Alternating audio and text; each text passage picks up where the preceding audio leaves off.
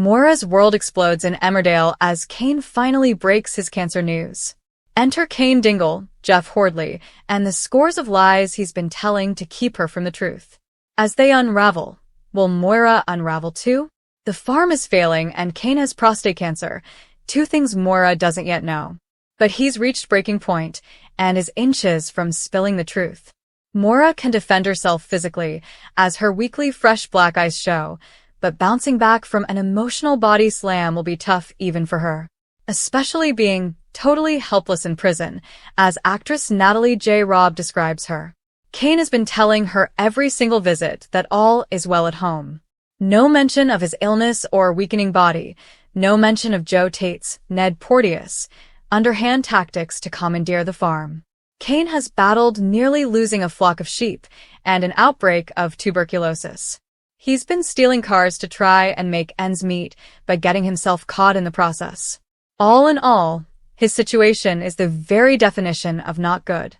From Moira's standpoint, everything is going swimmingly on the outside, allowing her to focus on surviving where she is. She tells Cain how grateful she is for all his hard work, while feels things crumbling around him. Cain confesses to Sarah Sugden, Katie Hill, he's done for. Sarah has become his voice of reason and tells him exactly what he doesn't want to hear. He needs to tell Moira. That way she can also come clean to Jacob Gallagher, Joe Warren Plant, and save her own marriage. But before Cain can do the honest thing, he's in for a further scare when he goes for a wee and pees out blood. Terrified, he leans on Liam Kavanagh, Johnny McPherson, who also tells him the best thing is to be honest. Beaten down, Cain reluctantly heads to the prison and blurts it all out to his horrified wife. Moira is gutted. He kept the secret to himself and suffered for a whole month.